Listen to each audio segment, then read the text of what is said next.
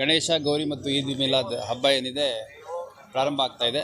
ಈಗಾಗಲೇ ಸಾಕಷ್ಟು ಸ್ಥಳಗಳಲ್ಲೇ ಗಣೇಶ ಪೆಂಡಾಲ್ಗಳಲ್ಲಿ ಗಣೇಶ ಇಟ್ಬಿಟ್ಟು ಡೆಕೋರೇಷನ್ ಮಾಡುವಂಥದ್ದು ಮಾಡ್ತಾ ಇದ್ದಾರೆ.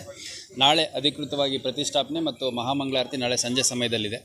ಅದೇ ರೀತಿ ಇವತ್ತು ಕೂಡ ನಗರದಾದ್ಯಂತ ಗೌರಿ ಹಬ್ಬದ ಪ್ರಯುಕ್ತ ಸಾಕಷ್ಟು ಜನ ಮಾರ್ಕೆಟಿಗೆ ಬಂದಿದ್ದಾರೆ. ಅದೇ ರೀತಿ ಸೆಪ್ಟೆಂಬರ್ 5ನೇ ತಾರೀಕು ಸದ್ಯದ ಮಾಹಿತಿ ಪ್ರಕಾರ ಈದ್ ಮಿಲಾದ್ ಸೆಲೆಬ್ರೇಷನ್ ಕೂಡ ಇದೆ.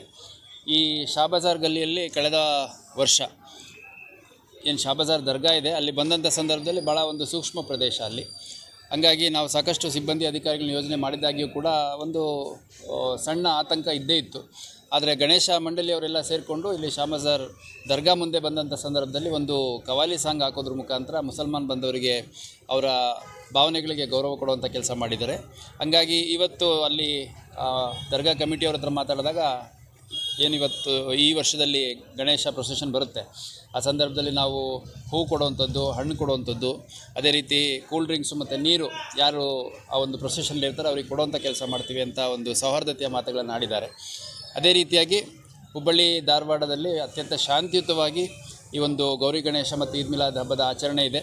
ಹಂಗಾಗಿ ಕೇವಲ ಅವಳಿ ನಗರ ಅಷ್ಟೇ ಅಲ್ಲ, ಧಾರವಾಡ ಜಿಲ್ಲೆ ಸೇರಿದಂತೆ ಹೊರ ಜಿಲ್ಲೆಗಳು, ಅಕ್ಕಪಕ್ಕದ ಜಿಲ್ಲೆಗಳು ಮತ್ತು ಹೊರ ರಾಜ್ಯಗಳಿಂದ ಕೂಡ ಇಲ್ಲಿ ಸಾರ್ವಜನಿಕರು ಬಂದು ಸಂಭ್ರಮಾಚರಣೆಯಲ್ಲಿ ಪಾಲ್ಗೊಳ್ಳುತ್ತಾರೆ.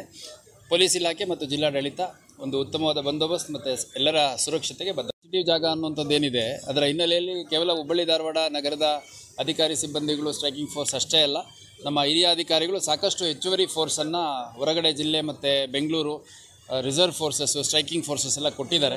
ಒಟ್ಟಾರೆಯಾಗಿ ಅತ್ಯಂತ ಶಾಂತಿಯುತವಾಗಿ ಈ ಒಂದು ಹಬ್ಬದ ಆಚರಣೆ ಗೌರಿ ಗಣೇಶ ಮತ್ತು ಈದ್ ಮಿಲಾದ್ 3 ಹಬ್ಬಗಳ ಆಚರಣೆ ಮಾಡುವಂಥದ್ದು ನಮ್ಮ ಉದ್ದೇಶ ಆಗಿದೆ. ಅದಕ್ಕೆ ಸಾರ್ವಜನಿಕರು ಮತ್ತು ಎಲ್ಲ ಜಾತಿ ಧರ್ಮದ ಸಂಘಟನೆಗಳು, ಆಮೇಲೆ ಧಾರ್ಮಿಕ ಮುಖಂಡರು, ರಾಜಕೀಯ ಪಕ್ಷದ ಚುನಾಯಿತ ಪ್ರತಿನಿಧಿಗಳು ಎಲ್ಲರೂ ಕೂಡ ಸಂಪೂರ್ಣ ಸಹಕಾರವನ್ನು ನೀಡ್ತೀವಿ ಅಂತ ನಮಗೆ ವಿಶ್ವಾಸ ಕೊಟ್ಟಿದ್ದಾರೆ.